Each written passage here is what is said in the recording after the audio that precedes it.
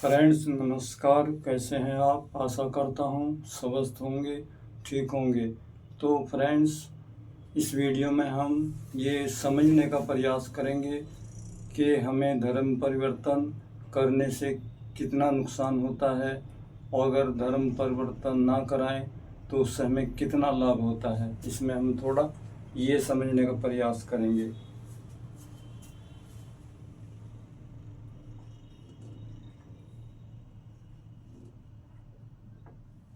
हे विश्वविधाता, आप हमेशा हम सभी पर अपनी दया दृष्टि बनाए रखना।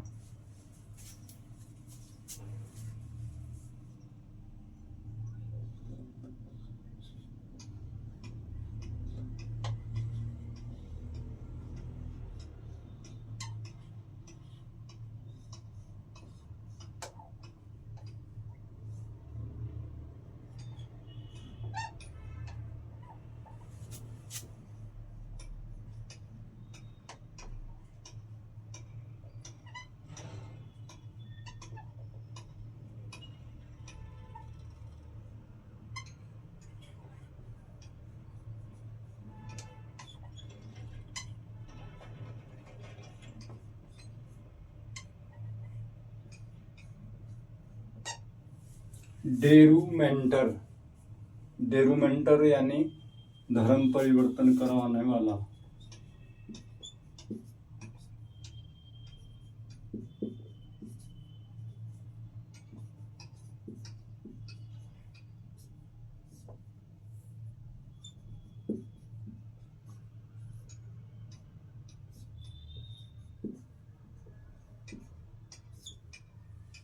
डेरुमेंटर यानी धर्म परिवर्तन कराने वाला। तो फ्रेंड्स, ये अपनी अपनी सोच है। कोई कुछ ठीक ठीक समझता है, कोई कुछ, लेकिन जहाँ तक मेरा आइडिया है, मैं आपको एक उदाहरण देकर समझाता हूँ, एग्जाम्पल देकर समझाता हूँ कि आप थोड़ा 60-65 में की ओर आ जाइए। आप 60-65 में ये हमारा एक विलेज है, गांव है। तो यहाँ पर एक हम फेस्टिवल करते थे, उसको यज्ञ बोलते थे, यज्ञ। तो इस यज्ञ में खाना बनता था और सभी लोग लगभग सभी आते थे, और सभी में आपस में एक भाईचारा था और आपस में प्रेम भाव था। लेकिन जैसे जैसे समय बीतता गया और ये समझिए कि आप जो है 80-85 के आसपास आकर के इसमें कुछ ये डेरुमेंटर आए। डेरुमेंटर का मतलब ये दो हिस्सों में बांट दिए कि भाई ये आपका दूसरा धर्म है, ये आपका दूसरा धर्म है। तो ये दो डिवाइड हो गए। तो उसके बाद फिर दूसरे डेरुमेंटर आए, उन्होंने फिर इसको ऐसा कर दिया, एक ने और कुछ और कर दिया, एक ने कुछ और कर दिया, और एक ने कुछ और कर दिया। तो अब ये एक त्योहार वाला सिस्टम था, अब ये तो ख़त्म हो गया, बिल्कुल समाप्त हो गया। अब लगभग ये अपना कोई और फेस्टिवल, और ये अपना कोई और ये कोई और ये कोई और। तो अब बताइए, आप ज़रा विचार कीजिए इस बात के, ये हमारा पहले वाला सिस्टम था सही था या अब वाला सिस्टम सही है?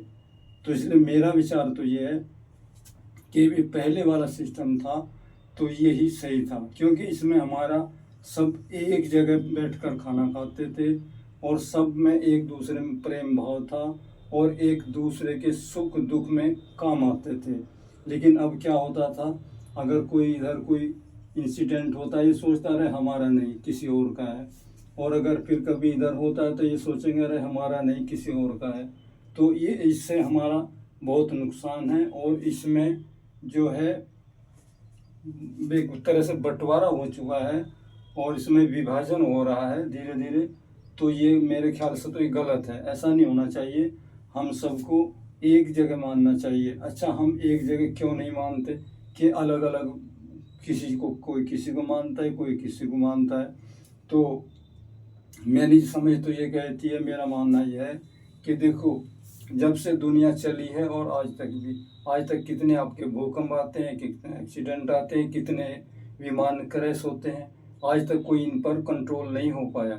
तो इसका मतलब ये है कि हमारे ऊपर पावर कोई और है, शक्ति कोई और है। हम सब कुछ साइंस वगैरह बनाने के बाद भी हम दूसरे के मोहताज हैं, हम दूसरे पर डिपेंड हैं। तो इसलिए मेरा तो सुझाव ये है कि हमें अगर विश्व विधाता को विश्व विधाता सर्वज्ञ मानते हैं तो इससे हम सब में प्रेम भाव बढ़ेगा, एकता बढ़ेगी और ये बंटर बंदर बाट बिल्कुल रुकेगा नहीं। तो ये इतना बढ़ेगा कि हम सब एक तरह से मुसीबत में फंस जाएंगे। तो इसलिए मेरा मानना यह है कि एक भगवान, एक अपना विश्व विधाता सर्वज्ञ को माने और इनसे ही आपको सब कुछ मिलेगा और इससे हमारा आपसी प्रेम भाव बढ़ेगा और हम सबको एक दूसरे से प्यार होगा और एक दूसरे के प्रति जो जलन है वो ख़त्म होगी। और तो यही मेरा विचार है। तो फ्रेंड्स, ये मेरा विचार, ये मेरा वीडियो आपको अच्छा लगे तो इसको लाइक करना, मेरे चैनल को सब्सक्राइब करना और इस वीडियो को अपने दोस्तों में शेयर करना ताकि हम सभी एक जगह बैठकर खाना खाएं और सभी एक सूत्र में बंध के रहें। एकता ही हमारी सबसे बड़ी ताकत है और सबसे बड़ा प्रेम भाव का एक रास्ता है। तो फ्रेंड्स, वीडियो देखने के लिए आपका धन्यवाद। नमस्कार, थैंक यू।